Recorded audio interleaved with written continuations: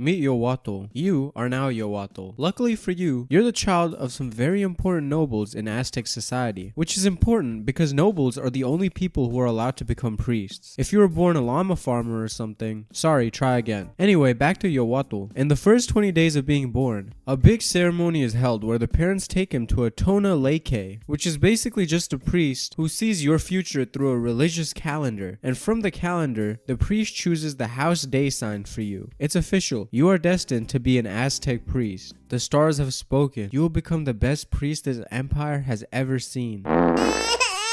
Fast forward a couple years. You're still pretty young, but are already learning the rules surrounding being an Aztec priest. As you will soon learn, the whole part about sacrificing humans is only about half the job of being an Aztec priest. The other is obedience and discipline, and so they're instilled into you at a young age. And you'll get the dog shit beat out of you if you try to act up, something which has not changed with Hispanic parents till this day. Anyway, you're taught a lot of things about how to be a priest, like making sure to take baths to stay clean and to avoid certain foods with salt and spice, which would have basically made me want to stop being a priest right there. You would also be introduced to some of the gods, learned some chants and hymns, and even watched some human sacrifice. If you don't eat any spicy food tonight, we'll take you to your first sacrifice.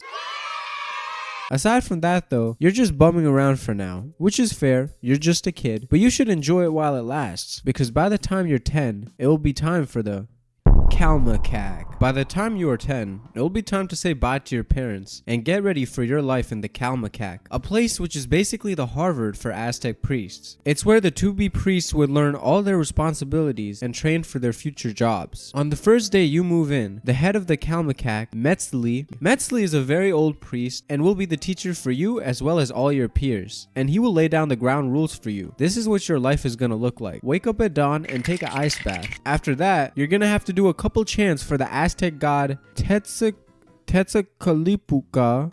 Man, what the fuck? Tezcatlipoca, the god of night and war, and Quetzalcoatl, the god of sun, art, and knowledge. So kind of like a yin-yang thing going here, I guess. After your chant, you would hunker down and get ready to study, because an Aztec priest is expected to know a buttload of ancient Aztec scripts, myths, rituals, hymns, and omens. Aside from all this studying, there's also some chores that ancient priests would have to do, like sweeping temples, maintaining altars, and tending to sacred fires. And for the next couple of years, this will be your life. Life in the calmecac probably isn't fun or easy, but it did prepare you for your future life. As you become older and start to resemble an Aztec priest more and more, Metzli comes to you with an opportunity. Metzli thinks you're ready for your first sacrifice, and you've studied for the last 5 years, so you know you're ready. Now, even though Aztecs did sacrifice humans, they made sure to do it as humanely as possible. I'm kidding. First, you would raise your flint knife and dig it straight through the abdomen of the poor guy being sacrificed. Then you would rip out the heart, leave that to be offered to the gods,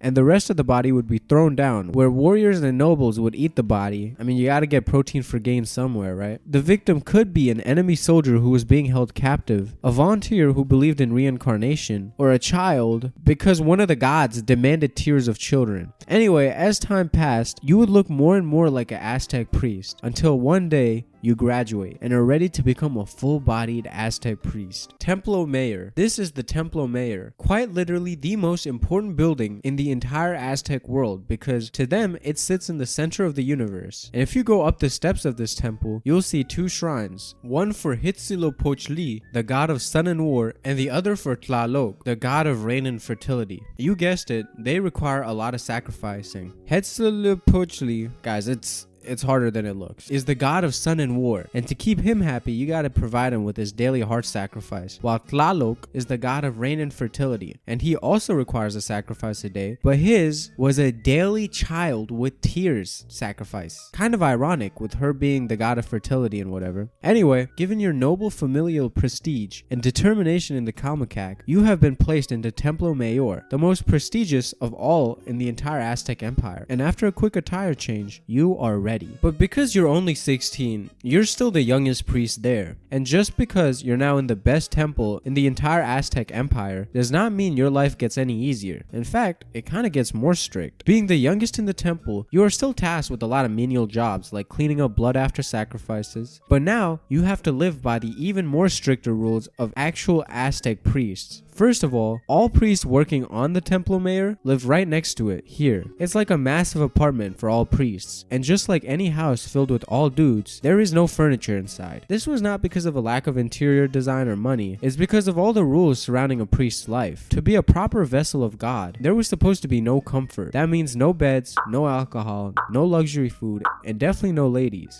And honestly, I don't think that's much of a problem anyway. Because imagine you try to take a girl back to your room and she sees this. You know, you're kind of screwed from the beginning. Where is the magic gonna happen, you know? Anyway, aside from that, a lot of the same things that were done in the calmecac were also applied here. Honestly, as you move up the ranks, your life is just gonna be a whole lot of no good food, no ladies, just 5 a.m. cold showers and a bunch of humans sacrificing. And the yearly holidays, which means even more sacrificing. That's your life. You made your bed, now you lay in it. Well, you know, without the whole bed thing. Anyway, after 40 years of doing this, you're officially old. By this point in your life, you're probably the head priest at the Templo Mayor, but you're gonna age out like every other generation before you, and it's time to move on to your final stage in life. It might be as a teacher in the calmecac you grew up learning in, or it might be as a poet, where you write down all the religious knowledge that you know, but instead, you decide to become a tonaleki, a priest who determines a child's future, the very job that gave you your destiny as a priest initially. And there you have it. Now you can chill, retire on the white sands of the Mexican coast, and